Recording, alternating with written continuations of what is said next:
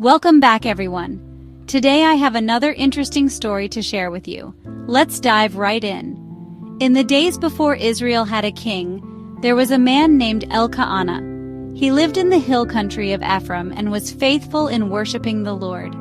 Each year he would travel with his family to Shiloh, where the tabernacle of God stood, to offer sacrifices and give thanks. Elkanah had two wives, Peninnah and Hannah. Peninnah had children, but Hannah had none. Year after year, this reality weighed heavily on Hannah's heart. Peninnah would provoke her, reminding her of her barrenness, until Hannah wept and would not eat. And though Elkanah loved Hannah deeply, even giving her a double portion of the offering, she carried deep sorrow because she longed for a child. One year, after they had eaten in Shiloh, Hannah rose and went to the tabernacle. In her anguish, she poured out her heart before the Lord.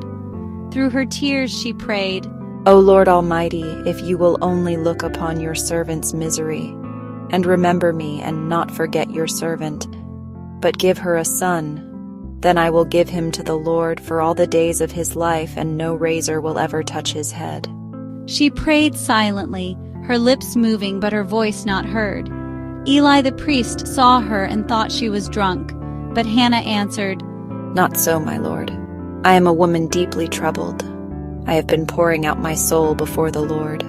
Then Eli replied, Go in peace, and may the God of Israel grant you what you have asked of him. Hannah went away with her face no longer downcast, and in time the Lord remembered her. She conceived and gave birth to a son. She named him Samuel, saying, Because I asked the Lord for him. When Elkanah and his family went up again to Shiloh to offer their yearly sacrifice, Hannah did not go at first. She said to her husband, After the boy is weaned, I will take him and present him before the Lord, and he will live there always. When Samuel was old enough, Hannah kept her vow. She brought the boy to the house of the Lord at Shiloh, along with a 3-year-old bull, flour, and wine for sacrifice. Standing before Eli, she said, As surely as you live, my Lord, I am the woman who stood here beside you praying to the Lord. I prayed for this child, and the Lord has granted me what I asked of him. So now I give him to the Lord. For his whole life he will be given over to the Lord. And they worshiped the Lord there.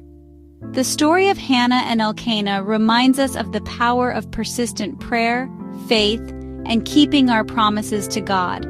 Hannah's sorrow was turned to joy, and her son Samuel would grow to become one of Israel's greatest prophets, a man dedicated to the Lord from birth, who would anoint kings and guide the nation. Hannah's prayer is a reminder for us today that God hears the cries of his people, and in his time, he answers. If you were inspired by Hannah's faith and devotion, remember to like this video, share it with others, and subscribe for more Bible stories told with depth and detail. See you all soon with another great story from the Bible.